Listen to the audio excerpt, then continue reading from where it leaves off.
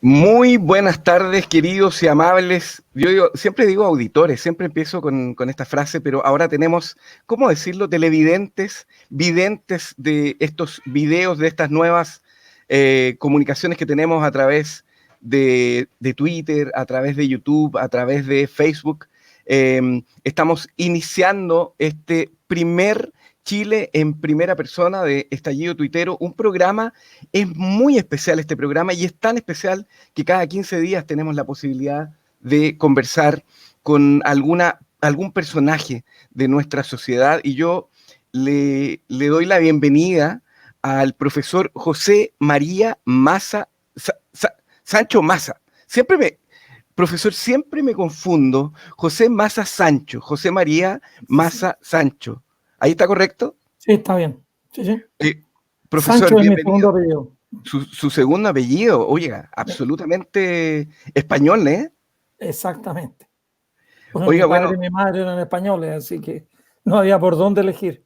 no había por dónde. Bueno, oiga, yo le doy las gracias, un agradecimiento infinito, porque este es el último, pero también el primer programa de Chile en primera persona, y nos ha permitido poder hacerlo con usted. Así es que muy, muy agradecido de que usted venga a esta conversación, que es una conversación relajada, en la que la idea es poder conocerlo más en la profundidad de su persona. ¿Eh? Así que, bueno, bienvenido y comencemos la conversa de inmediato. ¿Por dónde vamos a empezar? Le vamos a dar la bienvenida, sí, primero a los auditores que estamos teniendo en este momento. Son las 20:03. Este programa luego va a ser transmitido por la radio Estallido Tuitero, una retransmisión ahí para que la gente también pueda escuchar este programa. Nos pueden comentar a través de todas las redes sociales, y podríamos eventualmente también hacerle alguna pregunta al profesor que pueda ser interesante de saber su respuesta. Así que, profesor, bueno, todos lo conocemos, profesor, un científico, siempre nos está hablando y acercando a la ciencia, pero ¿de dónde nace esta beta? ¿Cuándo comienza a hacerse este, el científico? ¿De niño, de joven? No, mira, yo desde niño, yo vivía en Parral. Yo nací, te puedo contar mi historia entera, no es tan Vamos, difícil. claro. Sí, sí, sí. Yo nací en Valparaíso, donde viví una semana. De ahí mi madre partió a Villa Alemana, nosotros éramos de Villa Alemana, y viví un año en Villa Alemana. Es decir, el primer año de mi vida lo pasé en Villa Alemana. El segundo año, de ahí mi padre emigró a Talca y pasé un año y medio, casi 2 años en Talca. Y ahí mi padre decidió ir un poquito más al sur y nos fuimos a Parral. Y ahí ya mi padre se tranquilizó y no nos movimos más. Yo llegué a Parral como con 4 años y ya nos vinimos de Parral y yo tenía 15 años. Entonces mi niñez y mi juventud la pasé en Parral. Y en Parral, eh, no sé, por diversas circunstancias, que para qué te voy a explicar todo tan en detalle, pero mi madre era profesora, había estudiado para ser profesora de la escuela, en la escuela normal. Ya. Entonces mi hermana y yo, que tenemos un año, 2 meses de diferencia de edad, mi hermana es mayor que yo, y mi madre nos leía, nos enseñaba, nos recitaba poesía, hacía todo lo que ella podía decirnos. Mi hermana aprendió a leer muy chiquitita antes de ir al colegio, y mi hermana recitaba, ya la hacía toda. Y yo, para no parecer el tonto del grupo, no me entusiasmaba tanto la lectura y todo eso, pero se me dieron re bien las tablas de multiplicar. Entonces yo dije, no, yo no tengo nada que ver con las letras, yo voy a ser ingeniero. Voy a ser ingeniero, voy a ser ingeniero, Yo puse distancia ahí en mi casa. Mi madre era muy dada a la parte literaria y hasta el día de hoy recita poemas. No, mi madre, a la menor provocación te empieza a recitar poemas. Y entonces yo me fui por los números, y eso me llevó que en el Liceo Parral las posibilidades que yo entrara a la Escuela de Ingeniería de la Chile eran esencialmente cero. porque nadie enseñaba física. Yo creo que en Parral nadie enseñaba física. Creo que química lo enseñaba un señor que tenía una botica, que enseñaba química, y matemática era un señor que era contador, que yo creo que sabía sumar y restar, pero conocimientos de matemáticas lo dudo que haya tenido. El Liceo Parral era bueno en la parte humanista.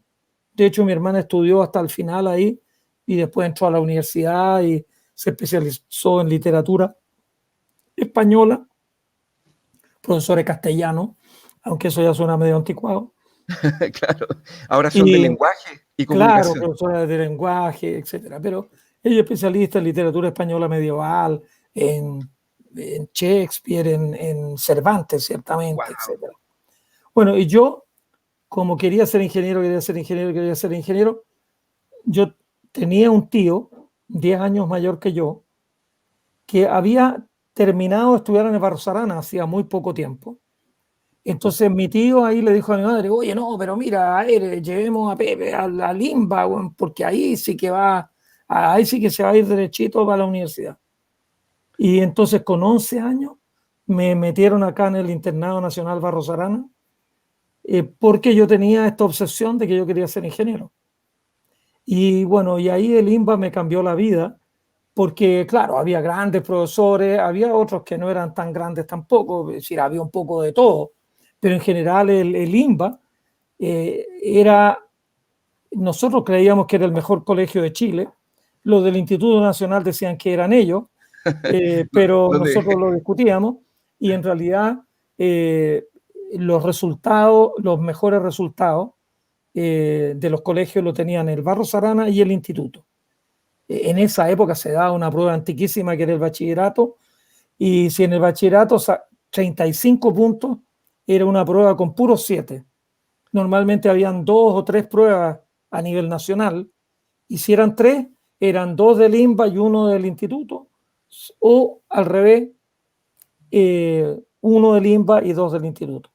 Es decir, eran los mejores resultados de la prueba de selectividad, digámoslo.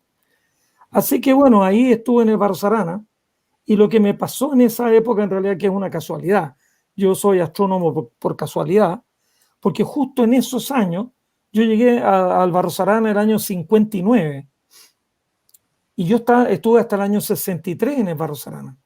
El 61, Yuri Gagarin dio una vuelta completa alrededor de la Tierra y estaba antes del Sputnik y el Sputnik 2, donde fue la perrita laica. Entonces, en el propio Barros Arana, en las noches mirábamos el cielo y si uno veía pasar un satélite que daba el griterío, era una cuestión que a uno lo emocionaba. Y entonces por ahí empecé a hablar y conversar con otros amigos y a leer libros de astronáutica y de viajes espaciales y de si el hombre podía ir a la luna o no, el año 61, 62, cuando el hombre estaba lejos de ir a la luna. Y ahí me fui enganchando con astronomía. Y después recuerdo que cuando iba a entrar a la universidad,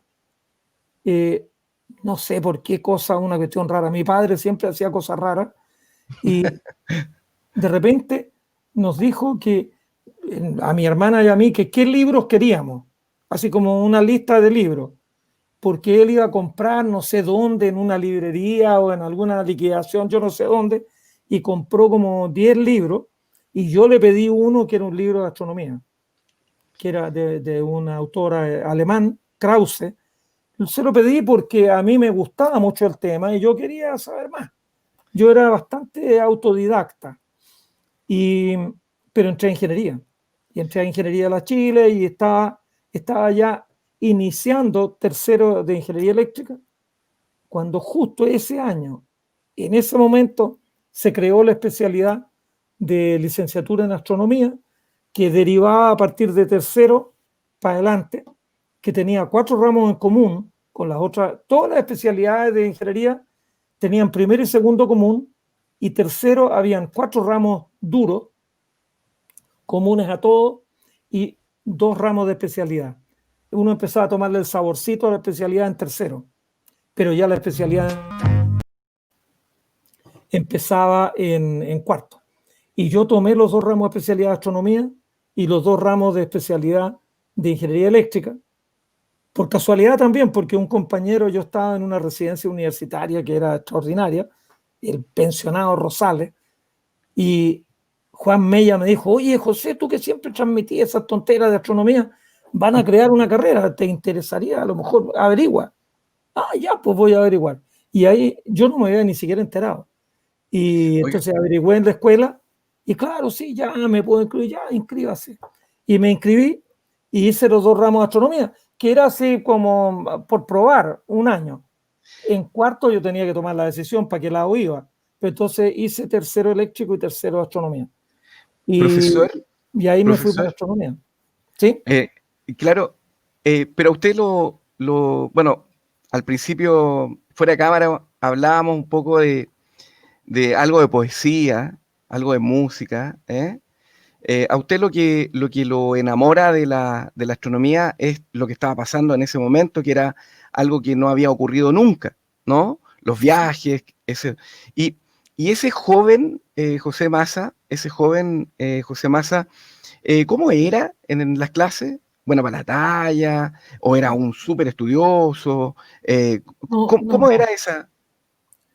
Mira, yo tuve en mi vida, esto lo he contado varias veces y me da cierto pudor, digamos, empezar a escarbar en mi propio pasado, que creo que no le interesa a nadie. Ya a esta altura casi no me interesa ni a mí, pero yo cuando era un niño en Parral, yo tocaba el piano, hice, bueno, Julio César decía que él la había hecho todas, yo también la hice todas, incluso tuve hasta un programa de radio, a los 10 años yo tenía un programa de radio que recibíamos niños, entonces yo, ya, ahora viene Juanito que nos va a cantar la comparsita, o ya, y presentaba yo a Juanito. Tocaba piano, actuaba, yo también recitaba. Sí, yo tenía cierta habilidad hasta el día de hoy, me acuerdo de poesías que me aprendí de memoria. Después, cuando estaba en el Barro Sarana aburrido, me aprendí los monólogos de Segismundo, de la vida es sueño. Y es verdad, pues no, pues reprimamos esta fiera condición, esta furia, esta ambición. Y si alguna vez soñamos y si haremos. Bueno, esas tonteras a mí también se me daban. Entonces yo llegué acá al Barro Sarana, pero yo tenía 11 años y llegué al equivalente de séptimo básico. No, no miento. Era el equivalente de ¿Sexto? octavo De básico. octavo. Octavo. Yo venía 1 o 2 años más chicos que todo el resto. Entonces yo tenía 11 años y estos otros salvajes tenían 13. Entonces, claro, yo era un cabro seguro de mí mismo, tenía personalidad, en Parral saludaba a todo el mundo me saludaba, pero me anduvieron medio apabullando mis compañeros de segundo de humanidades. Y lo pasé bastante mal, Pero pero eso era ¿hmm? como bullying, profesor. Sí, hoy día le dicen que es bullying, acoso, digamos, en castellano, porque no hay para qué inventar palabras para decir lo mismo. Acoso. Entonces, claro, yo hablaba, pero era un niño bastante ingenuo, de 11 años, cuando estos otros ya tenían la maldad dentro del cerebro, y yo todavía la maldad no se me ocurría. Y entonces yo siempre daba la visión ingenua de lo que se estaba conversando y ya cállate tú, tonto, tal por cual. Eso era más o menos la manera bien romántica. Además, el grupo se había formado en primera humanidad y yo llegué a segundo. Y llegamos a segundo año 5 que veníamos de afuera, pero el curso eran 25, casi 30. Entonces, al final yo como que me refugié en 1 o 2 que eran los más chicos y los más así Lo más debiluchos. piola. Claro. Y como a mí me apabullaron, aprendí que la única manera de que no me apabullaran era hacerme transparente y quedarme callado. Entonces nunca más abrí la boca, nunca más dije ni una cuestión, me quedé con mis opiniones personales guardaditas y donde hubo un cambio que yo creo que fue el momento crucial, eso como puntos de bifurcación, eh, fue duro para mí, tenía 11 años además, y yo Claro. venía de ser un niño de alguna manera mal criado, todo el pueblo, ay Pepito, yo era Pepito en Parral, y prefiero no repetirte lo que me decían en el internado, me dijeron muchas cosas, pero nadie me dijo Pepito, nunca. Me Y imagino. entonces, cuando yo terminó segundo año, mi madre incluso me dijo, no, Pepe, si quieres, quédate en Parral, estudia acá, no importa, y da lo mismo, si la vida es larga, tú no te preocupes, no tenés para qué sufrir. Ahora, yo no recuerdo haber contado, así con lujo de detalle, todas las peripecias que me hicieron pasar mis compañeros, pero mi madre cachaba que en realidad yo no lo estaba pasando bien. Y usted Pero yo le dije, además, no, no, no, no, yo voy a seguir, yo voy a volver al internado, yo voy a seguir ahí, yo quiero ser ingeniero y yo no voy a abandonar porque me hayan tratado mal. Y cuando llegué en tercera humanidad, no recuerdo quién, pero uno de los que seguro casi todos no me trataban muy bien, así que debe haber sido uno de los que no me trataba muy bien. Cuando me vio que yo estaba llegando con mi colchón y con todas mis cosas y tomando posesión de una cama, porque en el Barros Arana habían catres de fierro, pero uno tenía que llevar su propio colchón y sus sábanas y sus mantas. Y me miró así como quien ve un fantasma. Me dijo, va, y tú aquí. Yo no pensaba, no tenía una respuesta. Bueno, le dije, claro, estoy aquí, pues sí, hay que estoy entrar estudiando, ahora. Claro, claro. estamos. Estamos todos Ah, en la me misma. dijo, claro. Uy, me dijo, es que yo pensé que tú no ibas a volver. No, no te equivocaste, Pensó me que, volví. pensó que había debilidad en usted. Entonces, Claro. Dijeron, profesor, este gallo se va a correr y claro, de ahí no me molestaron casi nunca más. Es que o bueno, sea, igual habían bromas pesadas que te decían así, pero en segundo humanidades, el equivalente de octavo básico, ajá, me trataron particularmente mal. Y pasaron dos cosas, que por una parte yo no me dejé doblegar, que yo creo que es muy importante en la vida, el no dejarse doblegar, y por otro lado, algunos de los más idiotas de ese grupo, hay un par que lo recuerdo muy, muy bien, esos dos se fueron del internado, no volvieron en tercer año. En tercer final, año hubo un recambio, yo creo que se fueron, mira, ahora que estoy sacando la cuenta, por lo menos tres. Había uno que no era particularmente agresivo, pero había dos que eran muy agresivos y esos dos se fueron. Y el oiga, tercero profesor, también. Y entonces ahí como que se tranquilizó mucho la cosa y de ahí para adelante ya no tuve jamás nunca un problema y hasta el día de hoy tengo amigos entrañables de ese grupo que en segundo año no me trataron bien, los que me trataron mal de verdad se fueron y y los no que fueron aparecieron. indiferentes o se sumaban cuando me hacían bullying así colectivo, algunos se sumaban pero al final, pero no eran de esos que si yo me los encontraba en el patio nunca ellos me iban a decir una Ah, idiotez. o Cuando agredir o otro algo me así. decía una idiotez, ellos se sumaban a la estupidez que estaba diciendo el otro. Claro, pero Pero, eran, pero eran gente muy bien. Y bueno, y después fuimos creciendo todo. Entonces, y el Barros Arana, mira, para mí, esto lo he contado en otras ocasiones, porque creo que ahora, que vivimos una sociedad incluso mucho más agresiva que antes. Yo viví en una sociedad que era una taza de leche. Yo tenía 11 años, tenía, no sé qué estatura, debe haber tenido 1 metro de estatura, ¿no?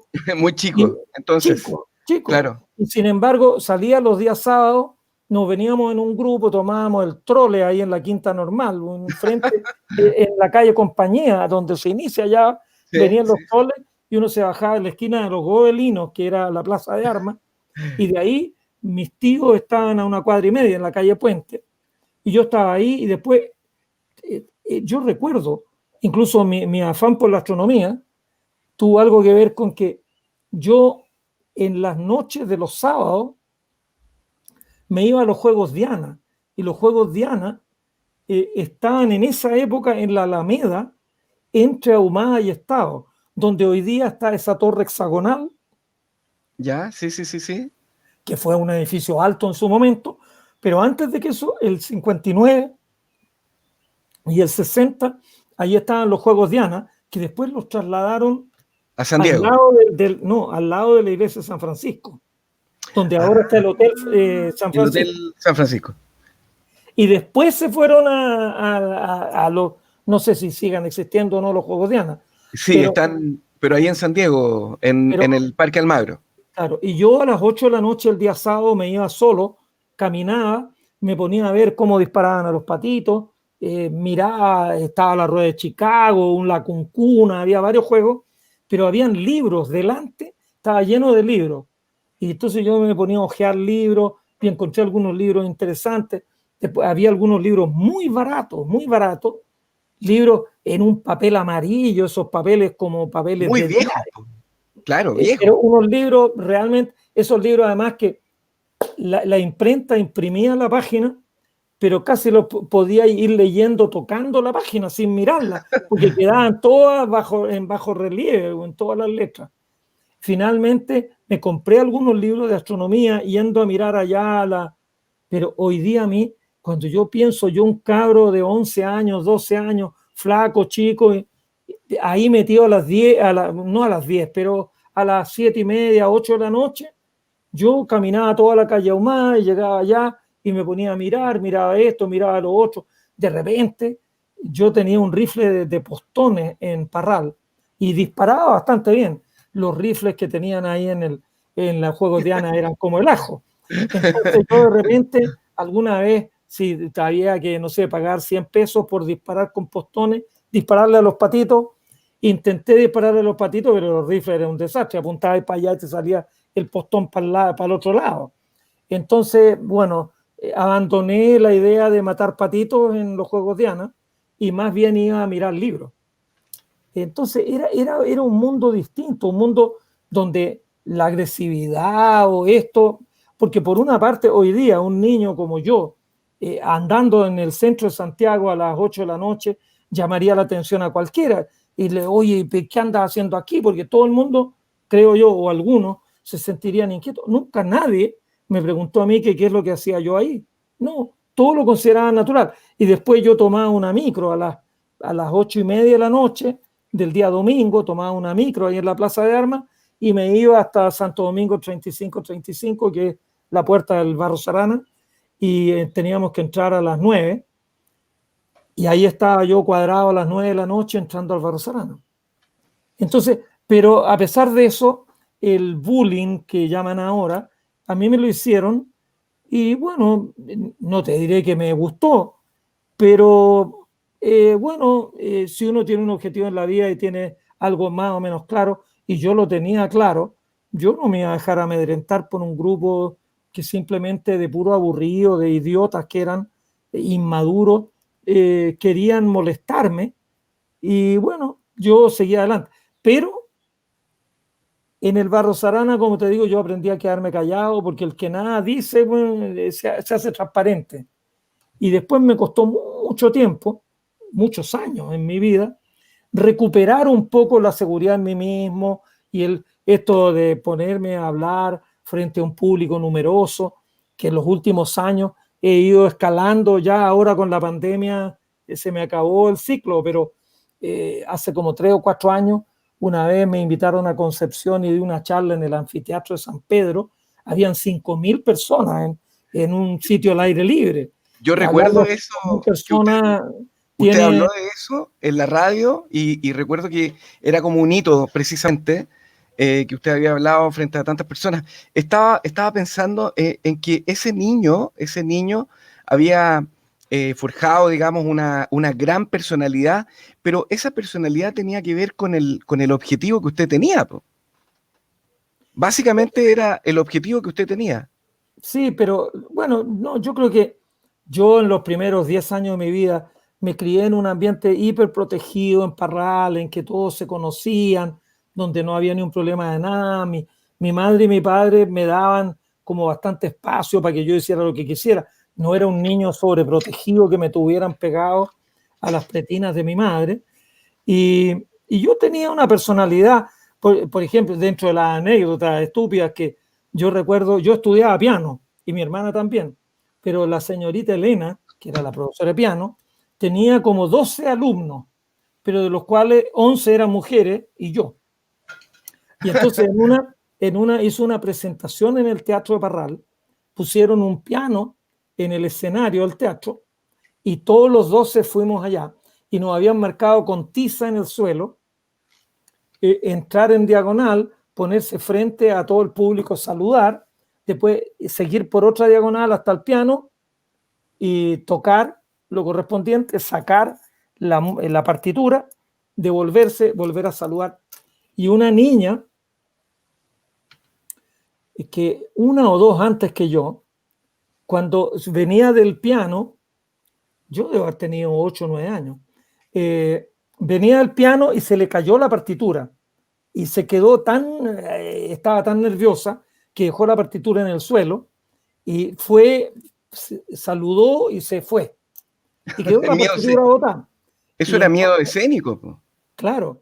Y cuando yo llegué, yo entré, caminé, me fui ahí al punto, saludé a todo el mundo, hice una venia y después camino al piano, me agaché al suelo, recogí la partitura de ella, la puse arriba del piano, puse mi partitura adelante, toqué la tontera que te debe haber tocado, los pollitos dicen pío, pío, pío, y después recogí mi partitura, recogí la partitura de ella y la gente se rió de ver que yo, porque todos se habían dado cuenta que a la niña se le cayó la partitura, pero ella se quedó tan helada que no fue. Yo no tenía miedo escénico. Ahí, y te digo, yo estudié 4 años piano y yo empecé a los 4 años. Así que yo creo que puede que no haya tenido ni 8, puede que haya tenido 7 años. No recuerdo yo, porque la fecha, si no me acuerdo, mira, llevo 10 meses en cautiverio en mi casa, así que no me preguntéis cuándo fue, pero más o menos como a los 7 años. Y después me invitaron a que yo con otro locuteáramos un programa infantil en la radio. Me dijeron, ya, a ver, lee esto. Yo me puse a leer y algo leía. Claro. Listo, entonces ya, tú con él van a ser los anfitriones de este programa infantil en CC90, Radio El Roble de Parral. Radio entonces, El Roble Radio El Roble de Parral. Y la marcha Radetzky era nananín, nananín, nananín, nana. Esa era la música característica del programa nuestro. Cada vez que escucho la marcha Radetzky, me retrotraigo para allá, para atrás, 60 años o más a esta altura. No, yo lo pasé muy bien en Parral, pero Santiago era otra cosa. Parral era como venir del siglo XVIII, y esto otro, no, pues esto estaba en el siglo XXI, con mis compañeros del Barro Sarana. O sea, fue un choque de dos culturas, ¿no? Era la cultura de la gran ciudad contra la cultura de un cabro pueblerino y un pueblo chiquito además, pues. Claro, debe haber tenido 6.000, 8.000 habitantes Parral cuando yo era uno de los ciudadanos de allá. Y bueno, Parral era más chiquitito que ahora precisamente. Oiga, profesor, y pensando así, si tuviéramos que escuchar una canción en este rato, nosotros hablamos de 4 canciones delante, pues yo le voy a proponer Pueblo Blanco, Lucía, tu nombre me sabe a hierba. ¿Cuál cree usted que...? Bueno, dentro de esas, si hay que partir con Serrat, yo Pueblo Blanco a mí me emociona mucho. Así que escuchemos Pueblo Blanco. Partamos. Vamos a escuchar Pueblo Blanco entonces para nuestra transmisión de la radio Estallido Tuitero. Bueno, en la radio vamos a escuchar la canción completa. Nosotros tenemos alguna, vamos a ver, vamos a hacer sonar la canción porque usted me hablaba antes que esta canción tenía dentro de su poesía, había frases que eran muy potentes. Es muy bonita, muy bonita. Es como cómo transcurre la vida. Yo que viví en Parral, yo creo que Parral de alguna manera es mi pueblo blanco, en que uno iba viendo hacerse viejo al cura y el cura ha visto al cabo y el cabo al sacristán, y mi pueblo después vio morir a los 3. Esa cosa, yo ahora cuando voy a Parral y veo la Bota Roja y veo la librería Universo en Parral, y que yo tenía 8 años y estaba ahí don Gualterio Acuña en la librería Universo y que estaba don Pedro García en la Bota Roja, verlo ahora Y claro, Peyuco, que era un chiquillo como yo, ahora pasó a ser Don Pedro y ahora la bota roja sigue siendo Don Pedro García, pero en mi época era solo Peyuco, no Era había Bellu. crecido tanto. Y creo que una de las hijas de Don Gualterio es quien lleva la librería Universo. Y te digo las dos que se me vienen más rápido a la memoria, pero había muchas otras tiendas que todavía algunas de ellas siguen existiendo. Busqué, bueno, el Café Italia, por ejemplo, que mi profesora de inglés se casó con un italiano que era el dueño del Café Italia. Eh, Creo que ahora está un poquito cambiado y es como un supermercado, pero está en la misma esquina donde siempre estuvo el Café Italia. El Entonces, mismo edificio, entonces. claro, bueno, no, está transformado y ahora es como un galpón, es como un supermercado.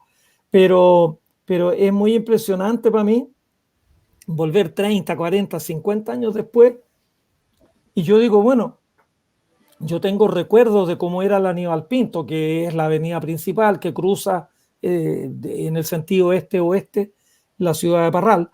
Y veo tantas cosas que todavía están ahí. Que, claro, yo pensé que, claro, hay otros lados de Parral.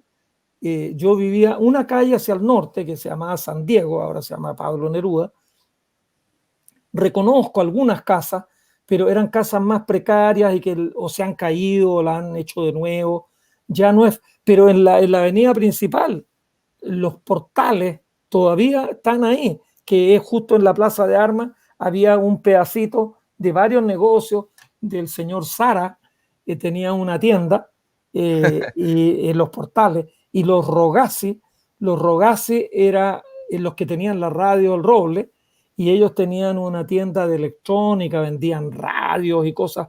En mi época no había ni televisores, pero habían radios y habían algunos artefactos eléctricos en general. Y profesor, el IMBA cambió mucho, ¿no?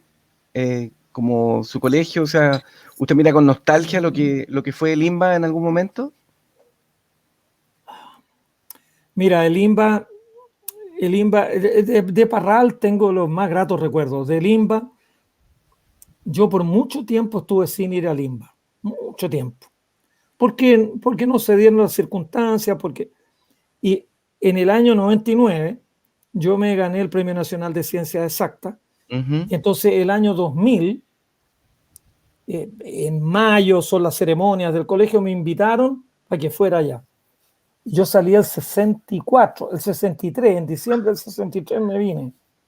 Imagínate lo que había pasado desde el 63 hasta el año 2000, una locura completa.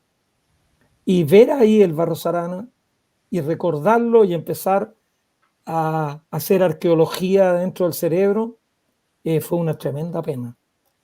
Porque bueno, durante los 17 años de la dictadura, al internado lo hicieron pebre, y lo hicieron pebre en el peor sentido de la palabra. El internado tenía una infraestructura enorme, según un amigo mío, Bernardo Barrientos, no sé si son 7 o 9 hectáreas, que es la superficie total del Barros Arana. Pero la parte más nueva, que era el pabellón Cantuaria, se lo regalaron a no sé quién. Y ya dejó de ser la cancha de fútbol que daba a la calle Santo Domingo. En la mitad de la cancha construyeron unas cuestiones para los profesores o los inspectores, y ya la cancha quedó con un solo lado, ¿no? Media Era una cancha. cancha de baby, media cancha, claro. Y así, el pabellón de trabajos manuales que daba hacia atrás, hacia la calle San Pablo, desapareció. Lo demolieron y yo creo que se robaron hasta los ladrillos. El pabellón de arte, el pabellón de dibujo, que también era un edificio de 2 pisos, grande, bonito, desaparecido completamente. Y así la infraestructura le hicieron pebre. Y cuando yo lo vi ahí, por ejemplo, teníamos una piscina temperada. El techo de la piscina temperada se había caído dentro del hoyo de la piscina. Entonces uno miraba entre medio de las tablas lo que había sido la piscina temperada. Bueno, últimamente he ido al Barros Arana y, bueno, en el año 85, el terremoto, el segundo piso, en el Barros Arana había una estructura que eran 3 patios principales. El patio amarillo, donde estaba primero y segundo humanidades, el patio verde, que estaba tercero y cuarto, y el patio Siberia, que te puedes imaginar que era bastante helado, por eso lo llamábamos el patio Siberia, que No estaba le quinto y llegaba el sexto. sol. Y entonces, cuando yo era alumno, construyeron el pabellón Cantuaria, que estaba contiguo al patio Siberia, y el pabellón Cantuaria era para los sextos. Habían 6 salas de clase abajo y los dormitorios arriba, que era nuevecito de paquete. Yo creo que se inauguró el año 62 y yo estuve ahí el año 63, que toda esa infraestructura tenía apenas un año. Pero el patio verde tenía 2 pisos, el patio amarillo tenía 3 pisos. Con el terremoto del año 85 se cayó el segundo piso del patio verde. Entonces, en vez de reconstruirlo, lo que hicieron fue que lo volaron y Botaron dejaron el patio verde con un solo piso y quedaron solamente las salas. salas. Y lo otro, que es un dolor que hasta el día de hoy me sigue doliendo, es que el internado, como ya no tenía dormitorio, nosotros en el patio amarillo teníamos los dormitorios en el segundo y en el tercer piso. En el patio verde lo mismo, teníamos Claro. los dormitorios arriba. Cuando después del terremoto del 85, que ya no le podemos echar la culpa a Pinochet de aquello, bueno, no reconstruyeron entonces empezaron a tener alumnos que estaban medio pupilos, llegaban en la mañana y en la noche se iban a su casa. Pero ese medio pupilaje se fue creciendo, creciendo, creciendo y hoy día, no sé las cifras, pero hoy día creo que hay 1.000 alumnos. En mi época había como 1.000, 1.200. El 100% de los 1.200 alumnos éramos internos. No Era había nadie que no el era internado. internado Era el internado nacional nacional, Barros Arana. que venían de todos lados. Claro. Y hoy día hay como 1.000 alumnos, de los cuales 100 son internos y los otros 900 son alumnos externos. Entonces, en el fondo, hoy día, 900, el 90% del internado es un liceo. Claro. Y por otro No, lado, yo más allá de las bromas que siempre nos hacíamos y las pullas con el Instituto Nacional, yo no he mirado las cifras, pero no me cabe la menor duda que si uno se fuera para atrás a mirar las cifras, el internado seguro que estaba entre los 5 mejores colegios de Chile, sin ninguna duda. Hoy día el Barros Arana, en términos de los puntajes de admisión y esto, está en el lugar 120, 130, 140. Entonces, la excelencia académica se ha ido hundiendo, hundiendo, hundiendo, hundiendo. Y ahora hay algunos amigos míos, uno que fue compañero mío, que es del centro de exalumnos, que está haciendo un esfuerzo muy grande por recuperar la condición de internado y recuperar la condición de nacional. Porque del INBA, Internado Nacional Barros Arana, íbamos a quedar en Barros Arana y nada más. Porque claro. la I de internado ya casi no está y la N tampoco de de nacional nacional. tampoco. Son de por ahí nomás. Entonces, Y ahora, profesor, perdón, dime. ¿por qué cree usted que pasó esto? O sea, independiente de de la situación política, lo que haya pasado con la educación, ¿tiene que ver con medidas tomadas a nivel, no sé, pues a nivel de gobierno, de los gobiernos, para no pensar en uno? ¿Eso tiene que ver con eso o una política nacional? Mira, esa pregunta no me la habían hecho, así que tengo que pensar la respuesta. El INBA, yo tenía profesores, por nombrarte algunos. Bueno, estaba Fernando Cuadrapinto, que era profesor de castellano, pero que era un dramaturgo, que era un tipo que después fue decano de la Facultad de Arte de la Universidad de Chile. Mire. Mario Ferrecho también fue profesor de castellano mío en quinto y sexto, creo. Y Mario Ferrecho era profesor de castellano, de literatura en el pedagógico, y era una excelente persona. El profesor Arriagada, que era profesor de química, también era profesor en el pedagógico.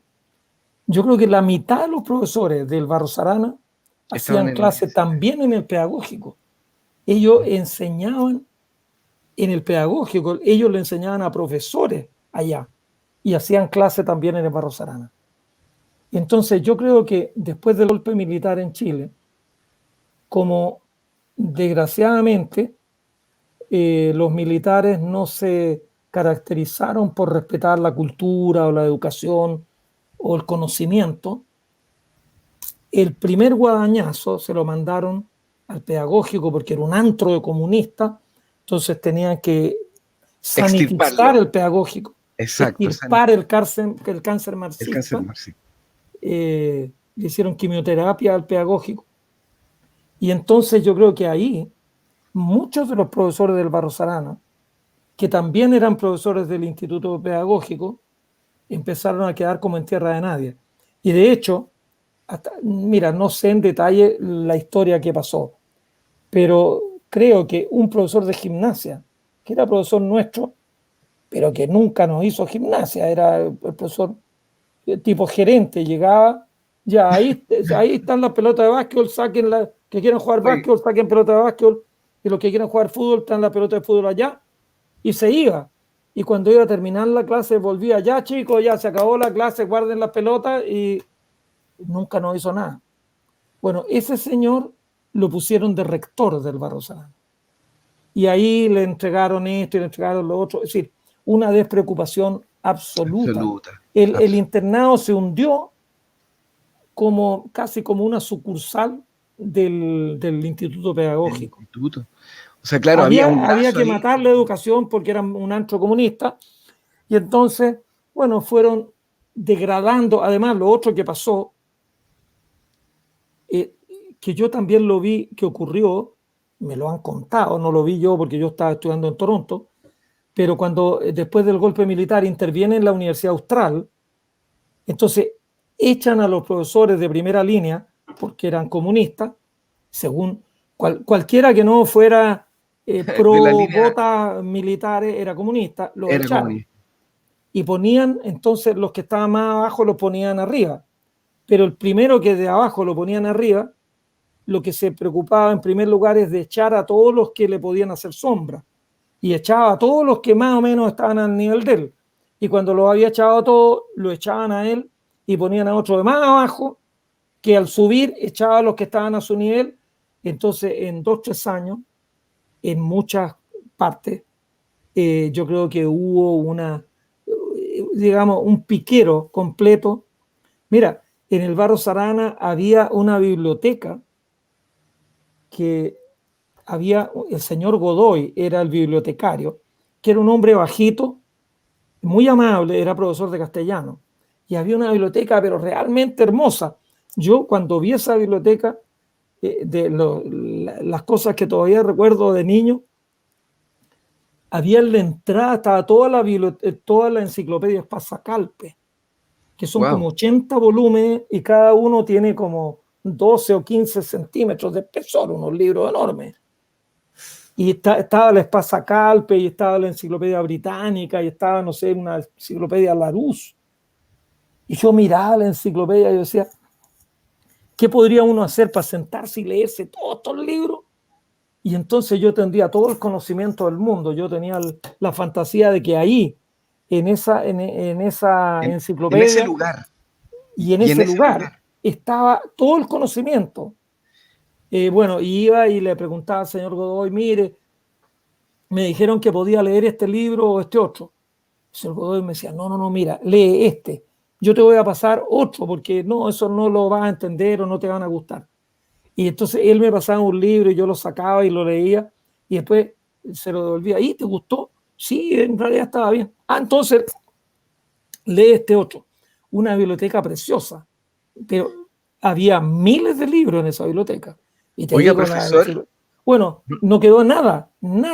Es como que hubiera habido un tsunami. Y se llevó todo. Se murió la biblioteca, no hay ni un libro. Había un laboratorio de biología que tenía como un museo, estaba lleno de cuestiones. Había un gabinete de historia. Yo recuerdo que en la entrada había como un vestíbulo antes de la sala de clases y habían unas cuestiones para guardar mapas. que son los mapas, los guarda uno enrollado y los Claro. mete como en un hoyo. O sea, era bien Ajá. profundo. Y estaban numerados todos los mapas. Entonces el señor Arratia, que era mi profesor de historia, le decía a uno, por favor, saca el mapa 45. Y entonces iba y agarraba el mapa 45 y había una cuestión para desplegar el mapa. Entonces él desplegaba el mapa y hacía la clase, que estaba el Imperio Romano, dónde había estado, no sé qué, y cuando no sé quién fue para no sé dónde, y él mostraba.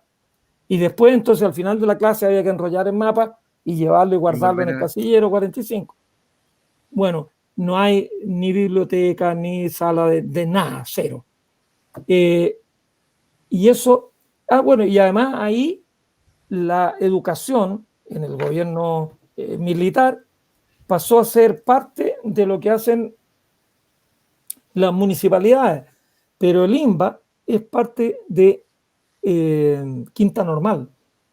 Entonces, para que no quedara bajo la tutela de Quinta Normal, hicieron un chanfle y de Matucana hacia el oeste le sacaron una mordida para dejar al INBA En bajo la Santiago. tutela del municipio de Santiago. O sea, el municipio de Santiago lo financia, pero el municipio de Santiago no tiene por qué financiar un internado nacional. No, pues el municipio de Santiago lo financia un poquito por aquí, un poquito por allá.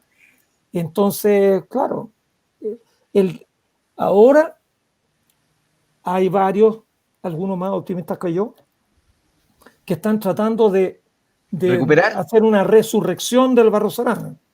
Pero por otro lado hay algunos elementos. Cuando éramos libres de hacer cualquier cosa, en el 2018 y 2019, hubo tomas en el Barros Arana donde incendiaron el gabinete del rector, quemaron. El rector literalmente tenía un escritorio que era una cama de 2 plazas. Si hubierais puesto un colchón de 2 plazas, cabía perfectamente y podíais dormir la siesta. Un escritorio, yo no he visto nunca un escritorio tan grande como el que tenía el rector. Y una tremenda madera, pues buenísima. Una madera así, claro, y tenía unos muebles bien. Bueno, se tomaron eso, rompieron todo lo que quisieron, armaron un incendio ahí también, porque en otra le tiraron bombas Molotov al gabinete del rector desde el jardín, porque el gabinete del rector, que está pegado, bueno, en el edificio, si uno lo mira de frente a la mano derecha, le tiraron bombas Molotov y, bueno, afortunadamente pudieron apagar el incendio y el rector no estaba en ese minuto en el gabinete.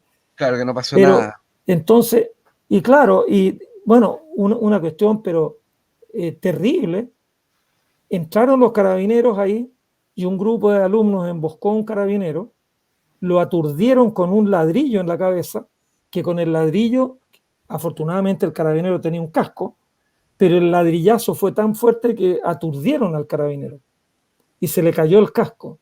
Y con el carabinero en el suelo, estos jóvenes idealistas lo patearon hasta casi darle muerte.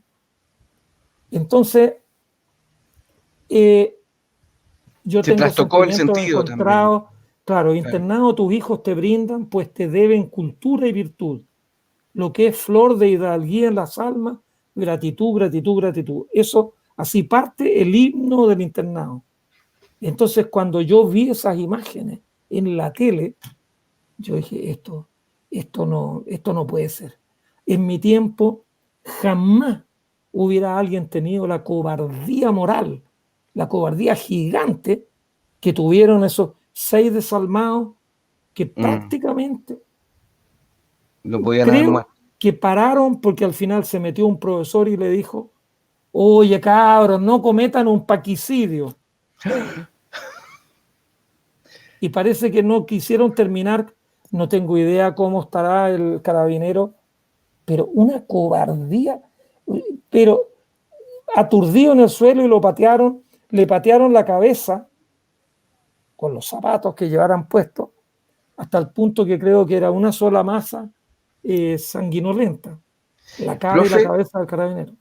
Así que se me contrae el estómago y el corazón cuando veo lo que ha pasado últimamente. Me dicen que eso estaría como un poquito más controlado, que no sé qué, que sí, que son pequeños grupos, pero una manzana podrida puede pudrir el cajón entero de manzana. Claro, claro que sí. ¿Y qué cree, profesor, usted que que le pasó a la juventud? Porque, a ver, si nos pusiéramos a pensar en lo que no fue, si no hubiera habido el gobierno militar, tal vez, si no hubiera habido esta dictadura, ¿cuántos profe Massa hubieran entrado de una ciudad chica al internado y cuántos hubieran egresado de ahí para hacer lo que usted, pues, por ejemplo, un científico? ¿Qué hubiera pasado si hacemos hacemos ciencia ficción? Bueno, mira, yo creo que la educación es la palanca del desarrollo del país. Es la palanca del desarrollo del país. Eso solamente Pedro Aguirre Cerda lo vio con nitidez y el resto nunca lo han visto. Del Barros Arana egresábamos todos los años, éramos 6 sextos y cada cual eran como de 25 personas. Estamos hablando de 150. Los que egresábamos del Barros Arana, créeme que si éramos 150, por lo menos 100 entrábamos a la carrera que elegíamos, ya sea ingeniería, leyes, medicina. Y yo creo que todos los años esta patria se nutría con 100 jóvenes talentosos que con su esfuerzo llegaban a ser ciudadanos distinguidos. Pero parece ser que algunos eso no lo aprecian porque eran chusmas nomás. Ahora, mira, fíjate que en el Barros Arana una cosa que, bueno, a veces la digo, a veces no, pero yo cuando estuve en el Barros Arana en tercer año, uno de mis compañeros estuvo solamente un año,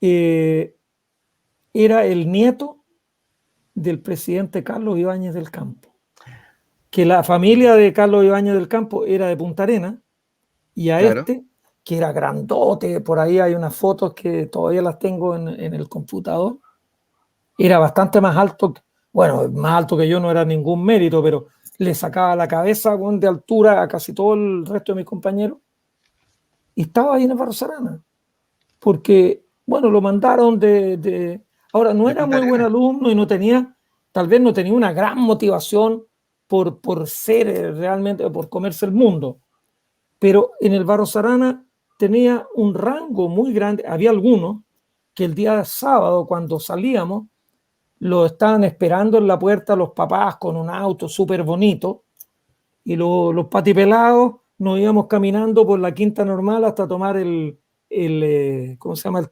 El trole, ahí bueno, en En el compañía. costado de lo que es en la calle Compañía, hoy día el hospital Juan de Dios, San Juan de San Dios. Juan de Dios.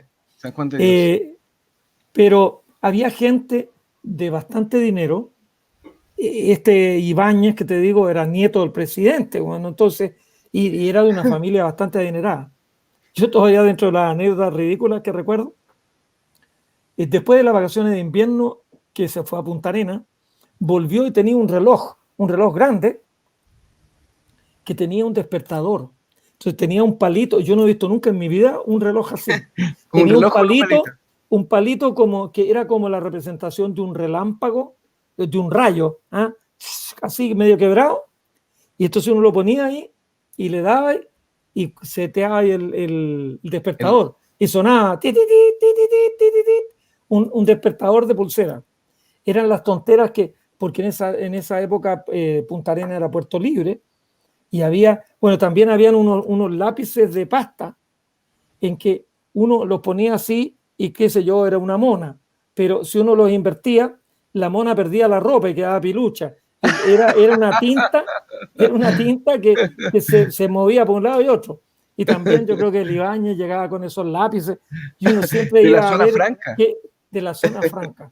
De, Eh, oiga, profe, pero eh, era un lugar muy, pero lo bonito en el Barrio Sarana, todos andábamos con blue jeans, todos andábamos con un suéter, andábamos medio muertos de frío, ¿cómo se llama? con doble, triple capa de todo lo que podíamos ponerle, pero nadie andaba con tenidas de no sé qué o con carteras Louis Vuitton. Éramos Claro. todos, Del mismo íbamos tipo. El Águila era una tienda donde vendían blue jeans, que eran como los Líos, los Wrangler chilenos. Es decir, aquí no se importaban cuestiones. El que andaba con un blue jean americano, ese Era ya lo muy mirábamos así como con un respeto y le hacíamos venia. Todos reverencia. andábamos con un blue jean del Águila y vestidos así con camisetas, camisas, que nos Y, u- bañábamos lo menos posible porque no había agua caliente en el baño. Entonces, el y día usted, viernes en la noche o el sábado en la mañana, había que pasarse jabón gringo para sacarse todo el piñén de la y semana. salir un poco más. Claro, el piñén de la semana te lo sacaba a la salida. Oiga, profe, yo conozco su escuela en Antofagasta, po. Mm. Conozco su escuela, ya tuve la Y suerte ahora la de estar acaban de allá. declarar escuela bicentenario. Mire qué bien, porque van a Postularon tener, un montón, como 300 y tantas, y quedaron algunas, y que quedó seleccionada la única de la ciudad de Antofagasta la única que en la Antofa. subieron a la categoría de bicentenario. Y me Sí, mandaron el otro día un artículo, una cosita donde le van a asignar fondos a claro, una serie de colegios y a mi Instituto Científico Educacional José Maza José Sancho, es Maza le van Sancho. a dar 299 millones para, hasta donde yo Ciencia. entiendo, para construir un laboratorio y para que se dedique realmente a fomentar la ciencia. Así que yo estoy muy emocionado, triste porque no pude ir este año a ver mi instituto en Antofagasta. Y bueno, yo espero que a la primera que ya estemos todos vacunados, voy a ir para allá a ver en qué puedo colaborar, Que- armando algo o haciendo algún aporte. Y yo siempre aportes minúsculos. Yo de los libros que he escrito me dan 10 copias. Cada vez que sale una nueva edición me dan 10 copias. Y entonces yo tengo a veces varios libros acá. Entonces siempre llevo 4 o 5 copias de Somos Polvo de Estrella, de Marte, la próxima frontera, para que los tengan allá en la biblioteca. Pero además, si tienen algo y necesitan algún instrumento, alguna cuestión específica que les quede fuera del presupuesto, yo vería de hacer un aporte y colaborar. La profesora que está a cargo del instituto es, pero una locomotora, una verdadera locomotora, mueve, pero tiene una fuerza extraordinaria y ha levantado el colegio. Además, el colegio se llamaba, tenía un la, número, no me acuerdo sí, la cuánto, escuela 500 algo era. y era el Colegio de los Libertadores de Chile. Era en honor a la honorable Junta Militar que nos había librado del comunismo. Era entonces los Libertadores de Chile, no era el Sí, Libertador, sí tiene razón. eran los Libertadores, los 4 libertadores que nos salvaron del cáncer marxista. Así que cuando le cambiaron el nombre, yo le dije, mira, esto me alegra de doble manera. Por Por sacar una, esos porque le cuatro. pusieron mi nombre y porque además más alegría me da que le hayan quitado el nombre anterior. Oiga, y está ahí en la Coviefi, que es tan popular en Antofagasta, pues. Claro. Es un bonito sector, yo, como le digo, y esos niños, yo a unos cuantos les pregunté en el patio, cuando estuve por allá, les pregunté por el profe Massa, pues, y ellos me hablaban, ah, el científico, y estaban con esa onda. ¿Usted cree que se les pegue? Voy a hacer una frase que usualmente se ocupa, pero que no tiene nada que ver con ciencia. Se les pegue el Espíritu Santo y sean científicos, puede ser, pues, ¿no? Hay buenas universidades allá en Antofa. Sin duda. Yo creo que, mira, los niños como todos los seres humanos, si te muestran, no sé, pues que hay que comer pescado, tú terminas por comer pescado. Y si te muestran que hay que comerse un bistoco, y hay bistocos para todo, entonces comí bistoco. Los niños uno de alguna manera los condiciona con lo que les va mostrando. Ahora, yo espero muy sinceramente que un colegio como ese, el Instituto Científico Educacional José Maza Sancho, les dé a los niños la oportunidad de escuchar música, les dé a los niños la oportunidad de leer distintas cosas. les dé la oportunidad de ver biología, química, física, astronomía, matemática, ingeniería, lo que sea. Y que los niños informadamente elijan lo que ellos quieran ser en la vida. Entonces, el instituto no tiene por finalidad encauzarlos que todos sean científicos. Claro. No, Pero aparte que hay otras actividades. el pensamiento racional es una cuestión que te sirve siempre en la vida. Entonces, el dejar, no, yo creo que, cuando ya partís diciendo yo creo que, es porque estáis cantinfleando. Es decir, uno las cosas las sabe o no las sabe, pero no las cree. Entonces, yo creo que si en el colegio los niños tienen una formación rigurosa y se les enseñan distintas cosas, ellos podrán elegir lo que ¿A más dónde? les guste en la vida.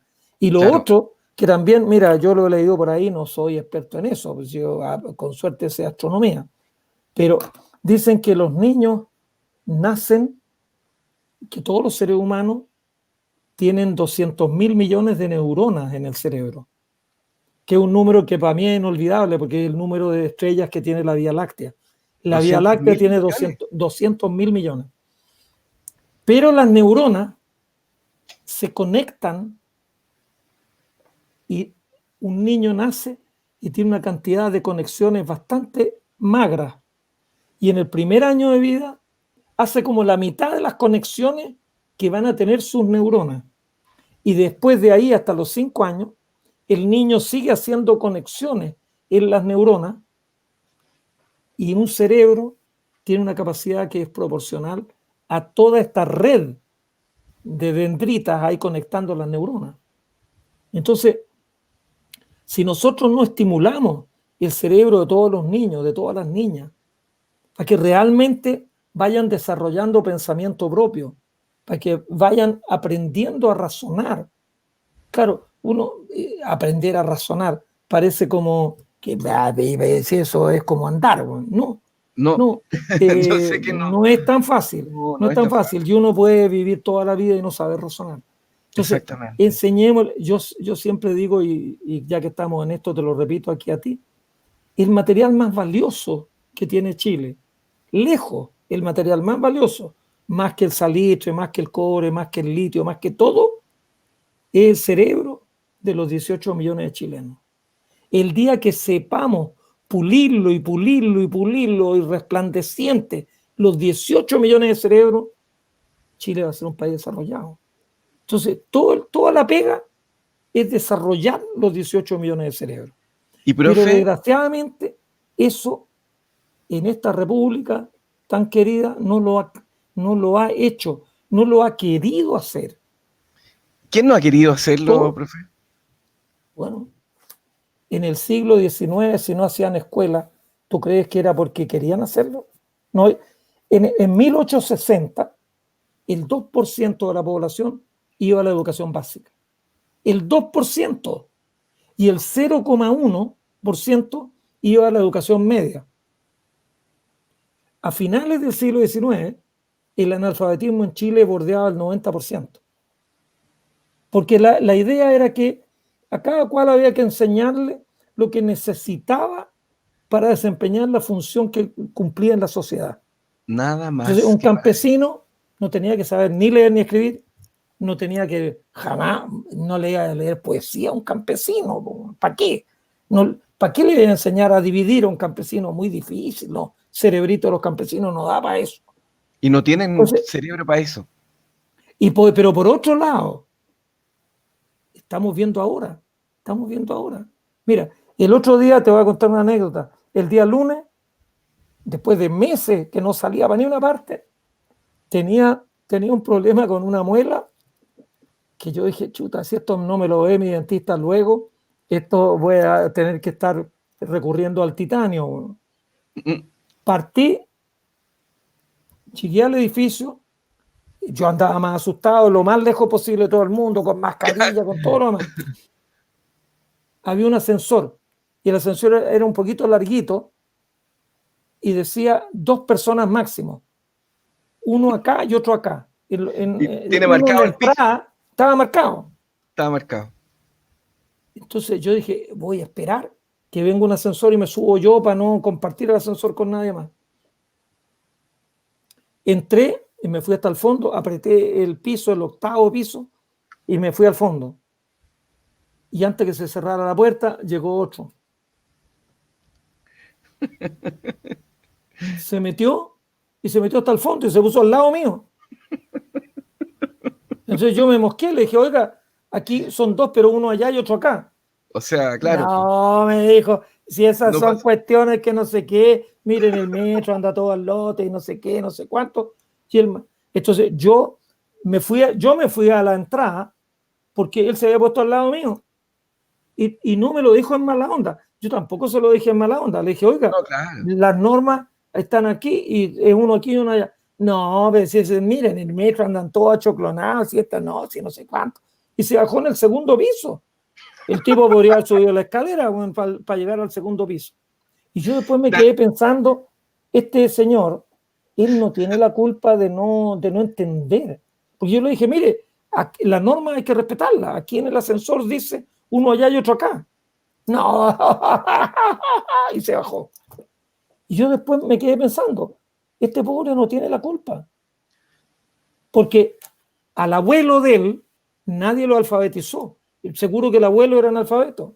Y el padre debe haber sabido leer 2 palabras juntas, pero no creo que el padre haya leído nunca nada. Y él posiblemente nunca le enseñaron a leer nada. Y aparte que Entonces, si no la le hemos tele, enseñado, claro, y la tele, la prensa, no nos enseña nada tampoco, pues. No, no tenemos la capacidad de discernir cosas. Están estos espacios que son independientes, que son los que de algún modo critican al resto, pero la verdad que no está ese proceso de socialización crítico para que la gente piense. Y eso es algo que pucha que no se da. Le quiero decir que hagamos una pausa virtual nomás, porque nosotros vamos a bueno, seguir conversando. Pero a mí me tinca este rato, profesor José Maza Sancho, por fin lo dije bien, siempre me confundía, que Tu nombre me sabe a hierba sería una buena canción para escuchar este rato. sí que sí. Bueno, la vamos a escuchar ahí en la radio, pero sería también la poesía ahí. Usted tiene mucha razón eh, cuando habla en relación a que eh, al, al sujeto se le enseñaba solamente lo que necesitaba para desempeñarse. O sea, en el fondo este país ha sido de algunos con la preparación para otros para servir a esos algunos. Y es la educación, no sé si se lo escuché decir a usted, la educación es lo único que podría sacarnos de esa irracionalidad, de esa falta, de esa diferenciación de estatus tan marcada que tenemos, la educación. Mira, yo creo que una cuestión que yo lo encuentro casi criminal. Si tú a un campesino lo condenas a que no sepa leer ni escribir, estás condenando a sus hijos y a sus nietos, porque los hijos van a nacer en la casa de un analfabeto que nunca leyó, que nunca, como nunca leyó, no sabe usar bien el lenguaje. Fíjate que es una cuestión muy preocupante. En Chile, el cabro promedio saca 500 puntos en la prueba de aptitud académica o la prueba de selección universitaria. La mitad saca menos y la mitad saca más. Pero el que saca 500 puntos domina 800 palabras del idioma castellano. Y una persona culta se espera que domine del orden de 8000 palabras. Entonces está llegando un momento en el cual no sabemos hablar, no tenemos vocabulario, no tenemos sustantivos, adjetivos, verbos. Es como estar en una carpintería y tenía un serrucho, un martillo y clavo. Vaya a ser pura birria. Si tú quieres ser ebanista y quieres construir un mueble precioso, tenés que tener, pero yo recuerdo todavía mi taller de trabajos manuales del Barros Arana, estaban todas las herramientas con las cuales uno podía trabajar la madera, para hacer un cajón, que hay que hacerle unos cantos por los lados, etcétera. Pero con un serrucho y un martillo, así puras birrias. Y si la gente no sabe hablar, porque solo domina 800 palabras, ese es el estudiante medio. Y la mitad domina menos de 800 palabras. Menos. Claro. Esto es como, había un cómico, Cartwright, de Estados Unidos, que ese tipo era, no sé cómo no lo mataron a la salida de los shows.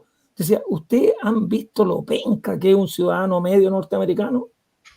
Y todos se quedaban así, ¿eh? Y después le decía, pero han pensado que la mitad son peores que el ciudadano medio. Bueno, Mr. Sarcasmo. No, el Cartwright era pero genial. Pero Oiga, sin ánimo, no, porque en realidad yo creo que si a un niño uno no lo educa, no le enseña. Mira, yo tengo ahora aquí a domicilio, que una de las alegrías, que mi hija, que es muy neurótica perdida, y vive por aquí cerca, yo tengo 2 nietos y mi hija viene para acá, porque aquí tenemos en el jardín, tenemos una pequeña piscinita y mis 2 nietos se meten en la piscina y lo pasan chancho. Mi nieto más chico tiene 3 años.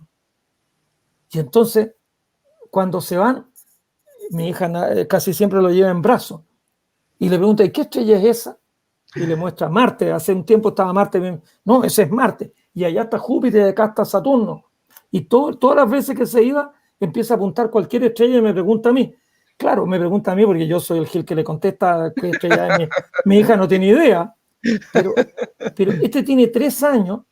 Y ya tiene bueno, también de tanto que mi hija es abogado y le lee libros, le cuenta cuentos, le lee los cuentos, que es una verdadera actuación. Esta debería tener un canal de YouTube para leer cuentos.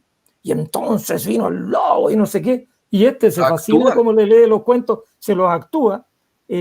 Una vez me pasó un libro, ya léeme. Y yo empecé a leerle, me dijo, no, me quitó el libro y se lo pasó a la mamá para que la mamá se lo leyera. Ella era más entretenido.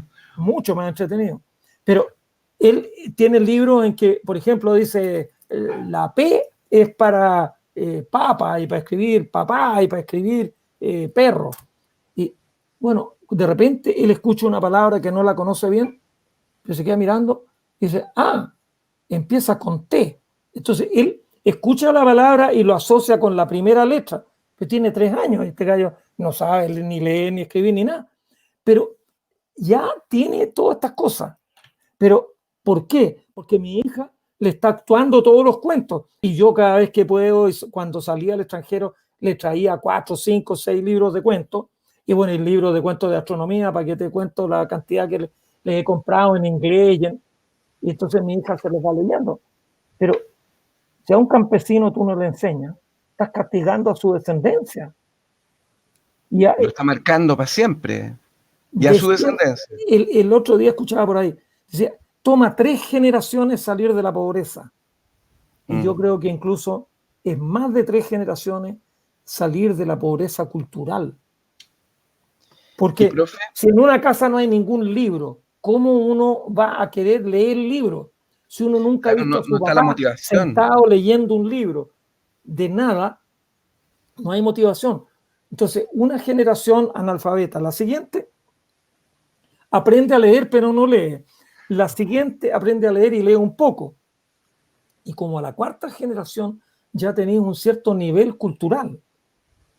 Y por eso es que es tan importante el rol de las escuelas públicas. Porque si la cultura, mira, en esto yo estoy en varios grupos que me llegan aquí al celular. Y entonces uno que decía, pero que yo ya no discuto cuando no quiero discutir. Pero dice, esto, y esto se los tienen que enseñar a los niños en la casa. Claro, pero te lo enseñan en la casa cuando en la casa lo saben y cuando en la casa lo practican. Y si no lo saben, es imposible. Que lavar las manos antes de sentarse a la mesa, que tiene que sentarse ordenadito, que tiene que esto, que tiene que decir buenos días y buenas noches, etc. Pero ¿y si en la casa no pasa nada? Y si en la casa no saben eso, yo creo que también, yo recuerdo en Parral, fíjate tú, la señorita Elena, que también se llamaba Elena, mi profesora de primero, segundo, tercero básico, si alguien llegaba muy mal arreglado, si llegaba con la ropa medio sucia, le decía, no, tú dile a tu mamá que no te puede mandar hacia el colegio. Ella estaba pendiente, que les teníamos que mostrar las manos Las para uñas. ver que las uñas no estuvieran ni largas ni sucias. Yo Y si recuerdo eso llegabas con las también. uñas largas y sucias, te ponían una anotación, por favor, mañana venga con las uñas limpias y cortas. Y eso se Entonces, perdió en el camino, claro, se perdió en el tiempo. entonces, pero eso era porque se suponía que Chile era un país aspiracional, aspiracional como país. Queríamos que todos fuéramos para arriba. Pero llegó un momento en que yo, y yo, y yo, y yo, y codazo es pegarse en el pecho y resistir bien en el esternón, y codazo fuerte, ojalá con una punta de fierro, para pegarle codazo al gallo que esté al lado. Y si no, una chuleta. Entonces, por ahí es donde se nos anduvo medio perdiendo. Nos perdimos y fuimos los jaguares, los ingleses de América, y tanta cuestión que, bueno, al final No, no es tan y cierta. lo otro, lo otro que en realidad, bueno, esto es una ironía. La desgracia de Chile, la desgracia de Chile es que es un país muy rico. Porque Claro. si Chile fuera un país pobre, si no tuviéramos minerales, si no tuviéramos nada, tendríamos que haber educado y aprendido a hacer cosas entre todos y entre todos. Mira, países Hubiéramos hecho pobres, mucho más, pues claro, pues, en un exactamente. meme que me llegó, los países más pobres del mundo, ¿cuáles son? Decían. Y todos, no, bueno, no, un momentito. Los países más pobres del mundo son Japón y Suiza, porque no tienen nada. Y entonces los japoneses y los suizos tuvieron que aprender a hacer, aprender a hacer, aprender a hacer. Suiza no tiene cacao, no produce cacao, pero tienen Pero los hace mejores buenos chocolates del chocolates. mundo. Los mejores chocolates del mundo. Yo una vez también lo vi de Suiza. Suiza no tiene minas de hierro, pero los suizos compran una tonelada de hierro como en 10 pesos, lo transforman en un acero exquisito y lo venden en 10.000 pesos, la tonelada que ellos pagaron 10 pesos por ella. Entonces ellos aprendieron a hacer acero. No sacaron fierro para que los otros trabajen, no, Claro. Es como nosotros entregamos la materia prima. no, Y eso. Saquemos cobre, saquemos litio, saquemos salitre. Entonces, ahí está hasta la estructura Bolivia hace sus social. cosas, pues, hasta Bolivia hace sus cosas Estaban haciendo ahora. unos autos eléctricos en Bolivia El auto es con el eléctrico. litio. Y nosotros tan feo que los miramos. Y profe, nos llegó una pregunta de Twitter que dice, Uh-huh. ¿cómo hacemos para desarrollar los cerebros de estos 18 millones? Es un poco difícil ponerlo a todos, estoy casi seguro que sería imposible, pero ¿cuál podría ser como el primer paso? Porque no hay como una política social, una política educacional orientada a que haya un mejor aprendizaje. Los liceos emblemáticos, el INBA, el Instituto Nacional, al alero de la Corporación Municipal de Santiago, yo lo veo porque tengo hijos ahí. No se han preocupado mucho de eso, po, de los cabros. Entonces, ¿cómo hacer para que los 18 millones de cerebros se puedan desarrollar? ¿Habría alguna forma de hacerlo? Bueno, yo creo que hay que partir de a poco, porque en realidad, como dicen por ahí, el camino más largo se empieza con un paso. Todos los caminos uno tiene que dar un paso para allá, y otro, y otro, y otro, y otro, y seguir. Yo creo que si uno invirtiera mucho más en educación preescolar, yo creo que la primera guerra contra la ignorancia y la primera manera de ponerle patines a los que no los tienen, pues no se trata de sacarle los patines al otro. Estupideces como las que dijo el ministro Izaguirre, hay pocas que son de ese nivel. Está en la educación preescolar, porque los niños del barrio alto, los niños de S1 van a pre-kinder, a kinder y a veces a pre-pre-kinder. Pero si queremos nivelar, si un niño de Payaco, de Panguipulli, llega a los 6 años por primera vez al colegio y no conoce los números, no conoce las letras, no conoce los colores, no conoce nada, Nada. tiene ya una desventaja enorme con relación al otro niño que sí ha hecho muchas cuestiones antes. Entonces, invertir más en educación preescolar, que la educación preescolar sea obligatoria para todos y todas, yo he dicho cuestiones que son un poco jocosas, si tú quieres. Hay juguetes que se le regalan a las niñas, una planchita para que aprenda a planchar. ¿Para que aprenda a planchar qué? Ay, Yo sí. digo, esos juguetes deberían de estar prohibidos. Que Prohibido. regale esos juguetes 61 días de cárcel. O una escoba para que la niña aprenda a barrer. Una niña de 2, 3 años. Regálale un cohete que piense ir a Marte, que piense ir a la Luna, que piense en ser una científica que desarrolle la próxima vacuna, güey. Que haga sopa de murciélago, güey, pero que antes le mate los Tengamos el coronavirus a los antídoto. murciélagos. Pero la niña tiene que soñar con hacer cosas. No, usted, mi hijita, no, usted que sea bonita y déjese el pelo larguito y cásese bien. Eso es lo que le decían a las niñas de mi Entonces, generación. claro. Entonces, tenemos que educar a los niños y particularmente a las niñas y llenarle la cabeza de sueños y mostrarles cosas y mostrarles un video, cómo están llegando ahora a la Luna, cómo están en la Estación Espacial Internacional. Hay un sitio donde uno puede ver y están transmitiendo las 24 horas del día de la Estación Espacial Internacional. Entonces, el profesor, en vez de tener que cumplir el cuestión, yo la verdad es que creo que en el Ministerio de Las bases Educación curriculares. las bases curriculares y todas esas tonteras es para marcarle el paso, pero un profesor que quiere estimular a sus alumnos los debería sacar. Mira, a mí en Parral me dibujaban un árbol en la pizarra, el árbol tiene el tronco, estas son las ramas y estas son las hojas, pero habían árboles ahí, teníamos una plaza cerca. ¿Por qué no me llevaron ahí y nos empezaron a mostrar, mire, este árbol tiene aquí, este tiene allá? ¿Por qué no mostrar lo que hay? Bueno, las vacas uno las veía de vez en cuando, pero en Parral a mí me hablaban de los ornitorrincos. Yo todavía, en 70 años, no he visto un ornitorrinco. Yo Y me lo tampoco, hicieron profe. dibujar con pico de pato, con patas de pato, La, que tiene la plumas. lanceta asesina. Oye, Es verdad. entonces yo creo que lo que tenemos es que formar, enseñarles a pensar a los niños chiquititos, Oiga, ponerlos usted, en un grupo y decirle, mira, ¿qué crees que esto? Y le pones un pollito. Y ya, ¿tú qué crees? ¿Y esto se va a transformar en qué? ¿En una lagartija? No, esto más grande va a ser una gallina. Y que discutan. ¿Y esto qué tienen las plumas? ¿Y por qué tiene plumas esta cuestión? ¿Y por qué tiene las alas muy cortas y esta comadre ya no va a volar más? Etcétera. Hacerlo que razonen y que piensen y que argumenten, en primer lugar, para que aprendan a hablar.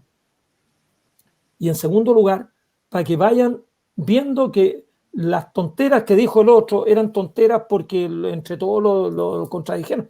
Cuando uno pone un grupo de niños, eh, siempre hay alguno que se le ocurre más o menos la solución y los otros tienen que aprender a entender que si ellos no lo habían visto, tienen que aceptar que la solución va por donde decía Pedrito, ¿no? Entonces, tenemos que tener profesores más motivados, profesores más cultos en cuestiones de ciencia, porque los profesores, de repente, el profesor que no sabe astronomía, no se siente cómodo enseñando astronomía.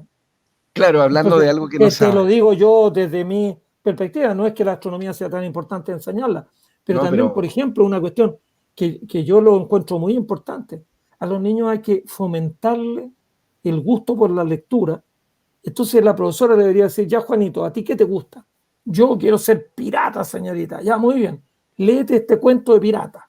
¿Y un tú? libro de No, pirata. yo quiero ir a Marte. Ya, léete este libro de un viaje a Marte. Y tú, y a cada cual que tengan distintos gustos, porque todos los niños tienen distintos gustos, le pasa un libro distinto y dicen, ya, para la próxima semana todos van a tener que llegar acá y me van a tener que explicar qué entendieron de la lectura que hicieron. Pero pásenle el libro, no uno, porque ese uno a lo mejor le va a gustar a 4 o 5, pero a los otros los va a dejar frío. Ya no, es que es obligatorio, que tú tienes que leer.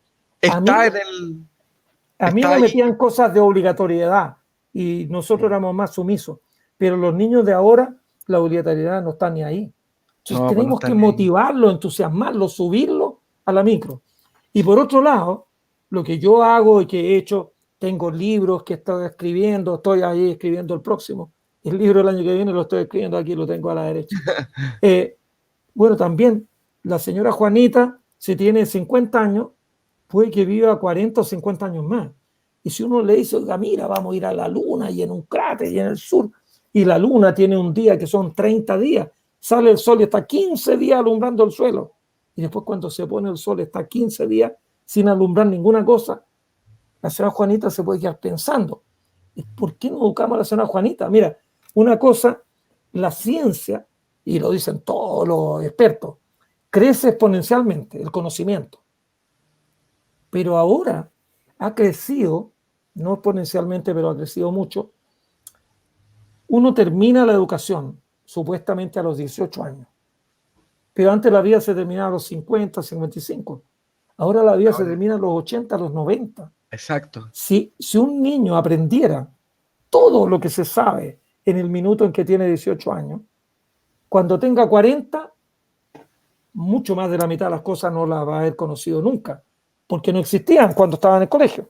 Y cuando tenga 70, bueno, mira, esto mismo, los celulares que es la maravilla con pata, bueno, cuando yo vivía en Parral no habían celulares, no habían habían teléfonos fijos, unos poquitos, 100.000, pero ahora tenemos celulares. Hay Millones. 25 millones de teléfonos celulares en Chile, más que Y personas. son Entonces, smart. tenemos que aprender a surfear la ola, porque la ola del progreso, mira, se van a robotizar muchas pegas. Ya transpirar en la pega no va a ser necesario, salvo que te falló el aire acondicionado. Pero antes, cuando yo era niño, yo recuerdo haber visto los que pavimentaban la calle ahí en la Aníbal Pinto, en Parral, con unas carretillas que iban para allá y para acá, y terminaban, pero más transpirado que caballo bandido. Pero ahora no, llega un tipo con una máquina, saca, carga en un camión, llega otro con otra máquina y pavimentan. Y está listo, Entonces, seco, y listo, terminado. claro, y antes no, le echaban agua y lo dejaban así como 1 o 2 semanas para que el cemento fraguara. No, Claro, pero, ahora es al tiro. pero tenemos que, si no le enseñamos a los niños y a las niñas un poco computación, un poco robótica, un poco automática, un poco de distintas ciencias, va a llegar un momento en que un porcentaje grande de la población en Chile va a ser como inútil, va a ser Obsoleto. prescindible. Va a haber un 20% de la gente, claro, le podemos dar un sueldo mínimo, ya, usted no tiene que trabajar, no tiene cómo ganar, ya, nosotros, el Estado le da un sueldo mínimo. Pero ¿cómo es posible que nosotros vayamos? Es como que uno en la familia tiene varios hijos y uno dice, ya, estos 2 que vayan a la universidad y estos otros que se queden aquí y los otros 2 los mantengan. Pero tenemos que enseñarle a todos, darles posibilidades que hagan, pero lo que más les apasione, para los que tengan más dedos, para que toquen el piano, que mejor lo sepan tocar. Pero, Exactamente. pero para eso hay que partir abajo, en la educación preescolar, en la educación básica. Mira, te digo con lágrimas en los ojos, ahora bajé un libro de matemáticas ruso. ¡Wow! Los libros rusos de matemáticas son fieros. Y yo quería ver una cuestión sobre las espirales. La espiral, hay varias clases de espirales, qué sé yo. Y mirando por ahí salía referencia a un libro ruso. Yo dije, bueno, esto va a ser un tratado de matemática. Estaba en la red y estaba traducido al inglés, porque yo al ruso no le pego. Lo bajé, es un librito de 50 páginas. Y en el prólogo dice, el autor, este libro es para enseñarle geometría a los niños de 7º y 8º. Y el libro empecé a mirarlo, lo tengo en forma electrónica, así que empecé a mirar el índice. Primero parte con las secciones cónicas. Para entretener. Todas las relaciones entre el círculo y la recta. Después con la elipse, después con la parábola, después con la hipérbola. Pero después empieza una ensalada. Entonces, después hablan de la lemniscata. Y después de la lemniscata de 2 focos. Después de la lemniscata de varios focos. Yo creo que el 90% de los profesores de matemáticas no han escuchado nunca hablar la palabra lemniscata. Y después hablan de la catenaria. Y después hablan de la cicloide. Después se meten con las espirales, que es lo que yo andaba buscando. Oye, esa cuestión los cabros de la escuela de ingeniería, como por segundo o tercer año recién, podrían. Empiezan Y ese es un libro de aritmética, de geometría, para séptimo y y octavo octavo en en Rusia. Rusia. Oiga, profe, Entonces, pucha, ¿cómo vamos a competir con los rusos? Si a los cabros, imposible, dice, de 13, 14 años. Oye, imposible. yo quedé, pero realmente así atravesado. Dije, esto no puede ser. ¿Cómo, si los rusos le están enseñando esto a estos cabros, Nosotros nosotros estamos en con el... suerte le estamos enseñando a sumar, weón, a los 13 años? Bueno, oiga, profesor, ya vamos a ir terminando. Se nos fue, oiga, se nos fue volando, volando la hora. Permítame, quiero que saludemos a Lorena Ligú, que nos mandó saludos, Jonathan Chandía, Lali Bello, Claudia Candia, Melisa, Cristóbal, Ignacio, Benjamín Fuesalía, que son mis hijos que estaban ahí pegados. Sofía, que es mi nieta, que yo hay que incentivarla a que sueñe, tal cual como usted decía. Y bueno, a todo el equipo de Estallido Tuitero, María, Ale, Felipe, Luciano, la Gaby, y bueno, que hemos tenido en nuestro primer programa. Y mire, nos vamos a ir con una canción. Dentro de la carrera de Serrat ha existido un apartado importante, dice la nota, un empeño por mantener vivo su club de los poetas muertos. En él se encuentran en letras mayúsculas, dos grandes recurrentes a las que fue capaz de extender en toda su pureza con las armas de su música. Miguel Hernández fue uno, Antonio Machado el otro, de quien este Cantares supone una cierta bandera vital.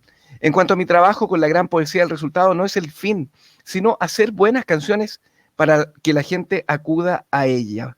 Y lo ha hecho en masa, aunque ellos, de los que forman parte, según el mismo Serrat, es de una muy auténtica esfera de su intimidad. Jamás les hubiera puesto una música que no les hiciera justicia. Todo pasa y todo queda, pero lo nuestro es pasar. Profe Massa, Pasar haciendo caminos caminos sobre la mar. sobre la mar. Oiga, muy agradecido, muy entretenido, Encantado. 1 hora y media, pero espectacular. Lo pasé muy bien. ¿Cómo lo pasó usted, profe? Muy bien, muy bien. Qué Para bueno. mí hablar es lo mío. Sí. Yo quiero tener una radio para Ya, mí, estar con un vamos a hacer una radio, la radio Profe Massa. Oiga, Ya, lo despido, eso. nos despedimos y saludos Un a todos los que placer. pudieron venir. Un placer para mí también, profe, porque nunca había estado y creo que nunca voy a estar con alguien que tiene el nombre de una escuela, o sea, una persona importante para nuestro país y que ha dejado huella. Así que yo estoy doblemente agradecido de haber estado con usted y que me hayan permitido llevar esta conversación con usted. Así que muchas gracias, amigos. Nos encontramos para Chile en primera persona en 15 días más. Gracias, profe, que tenga bonita fiesta de fin de año y mejor año 2021. Chao.